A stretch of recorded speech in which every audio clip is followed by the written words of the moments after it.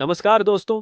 आपने अश्वत्थामा से रिलेटेड कई वीडियोस देखे होंगे जिसमें अश्वत्थामा को देखे जाने का दावा किया जाता है, लेकिन आज मैं आपको अश्वत्थामा से रिलेटेड उन्हीं किस्सों के बारे में बताऊंगा जिनके सत्य होने की संभावना 99% है।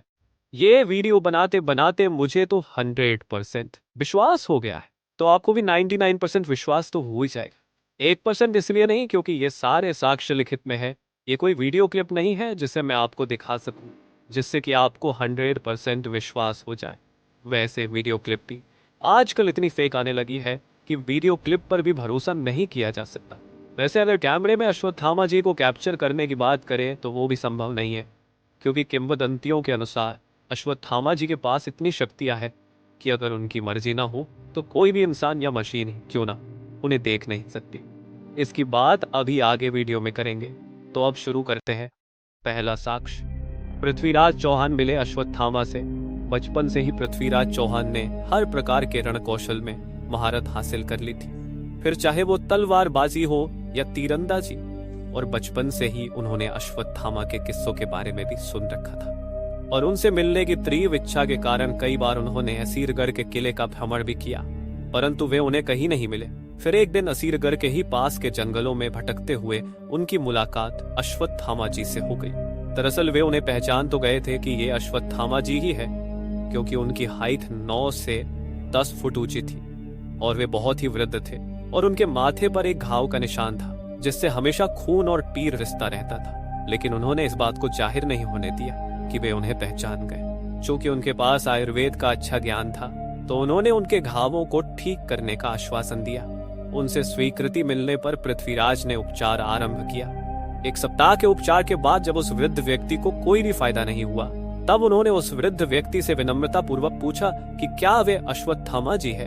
तब उस वृद्ध व्यक्ति ने स्वीकार किया कि हाँ, वे ही अश्वत्थामा है। तत्पश्चात उन्होंने अश्वत्थामा जी के आगे नतमस्तक होकर उन्हें प्रणाम किया और उनकी सेवा करने की आज्ञा मांगी। फिर कुछ दिन तक उनकी सेवा करने के पश्चात उन्होंने अश्वत्थामा जी से दिव्यास्त्रों का ज्ञान देने की मांग की। तब अश्वत्थामा जी बोले, तुम्हारा शरीर दिव्यास्त्रों को धारण करने के योग्य नहीं है। इसके लिए मनुष्य के शरीर को सूर्य के समान तेजस्वी होना पड़ता है, और इसके साथ ही जिस धनुष से इसका संधान किया जाता है वैसे धनुष के भार को सह सके। ऐसा सामर्थ्य भी आजकल के मनुष्यों में नहीं है।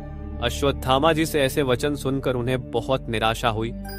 तब अश्वत्थामा जी उनसे बोले कि मैं तुम्हें शब्द भेदी बाण चलाने की शिक्षा अवश्य दे सकता हूँ।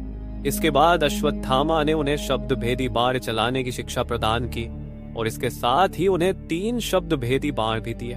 उसके बाद सन 1192 में मोहम्मद गौरी के साथ हुए युद्ध में जब धोखे से उन्हें पराजय का सामना करना पड़ा और उन्हें बंदी बना लिया गया। दरअसल 17 बार युद्ध में पृथ्वीराज चौहान से पराजित होने के बाद हर बार पृथ्वीराज चौहान उन्हें जीवित छोड़ दिया करते थे, लेकिन जैसे कि गीदड़ गीदड़ ही होता है और शेर शेर ही होता है, वैसे ही मोहम्मद गौरी ने पृथ्वीराज चौहान को नहीं छोड़ा और उन्हें बहुत सी यातनाएं दी तथा गर्म सलाखों से उनकी आंखें तक फोड़ दी गई। तत्पश्चात वो उन्हें मृत्यु दंड देने ही वाला था कि तभी पृथ्वीराज चौहान के राजकवि चंद बरदाई ने मोहम्मद गौरी से कहा कि वे आंखों के बिना भी अपना पराक्रम दिखा सकते हैं। उन्हें शब्द भेदी बाण चलाना आता है और वे बिना देखे केवल आवाज सुनकर ही सटीक निशाना लगा सकते हैं। मोहम्मद गौरी ने इस कला को देखने की उत्सुकता दिखाई।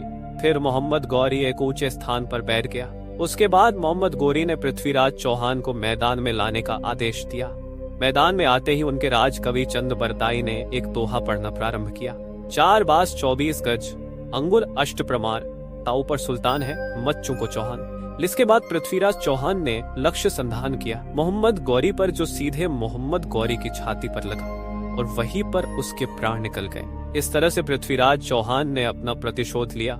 यह वृत्तांत आपको चंद बरदाई द्वारा लिखी गई पुस्तक पृथ्वीराज रासों में भी मिल जाएगा। इससे यह तो साबित हो ही जाता है कि पृथ्वीराज चौहान को शब्द भेदी बाण चलाने की शिक्षा अश्वत्थामा ने ही दी थी, क्योंकि महाभारत काल के बाद से ऐसा कोई भी प्रमाण नहीं मिला है कि पृथ्वीराज चौहान के अलावा और कोई शब्द भेदी बाण चलाना जानता हो। इस सत्य को इसलिए भी स्वीकार किया जा सकता है कि एक सम्राट जो इतना प्रतापी व शूरवीर हो वो इतना झूठा नहीं हो सकता कि वो अपनी शब्द भेदी बाण चलाने की शिक्षा का श्रेय अपने असली गुरु को छोड़कर किसी अन्य को दे। दूसरा साक्ष्य असीरगढ़ का किला। अश्वत्थामा को देखे जाने के अभी तक जितने भी किस्से सामने आए हैं उसमें असीरगढ़ का किला ही एकमात्र ऐसी जगह है जहां पर अश्वत्थामा को सबसे ज्यादा बार देखा गया है। और इसका मुख्य कारण यह भी है कि यह किला सतपुरा की पहाड़ियों पर स्थित है, जो कि मध्य प्रदेश के बुरहानपुर शहर से लगभग 20 किलोमीटर दूर स्थित है और समुद्र की सतह से करीब 750 फुट की ऊंचाई पर स्थित है। इसके अतिरिक्त यह किला 1 किलोमीटर की दूरी तक फैला हुआ है। इन्हीं कारणों से बहुत ही कम मनुष्य इस क्षेत्र के आसपास दिखाई देते हैं और अश्वत्थामा उन्हीं इलाकों में ज्यादातर उपस्थित रहते हैं जहां पर मनुष्य बहुत ही कम आते जाते हों। वहां के स्थानीय लोगों का कहना है कि असीरगढ़ किले के शिव मंदिर में अश्वत्थामा प्रतिदिन सुबह सबसे पहले पूजा करने आते हैं और प्रतिदिन सुबह ब्रह्म मुहूर्त में ही शिवलिंग पर ताजा फूल और रोड़ी चढ़ाकर चले जाते हैं, जिसे आज तक कोई भी देख नहीं सका है। यहाँ पर अश्वत्थामा से जुड़े कई किस्से प्रचलित हैं।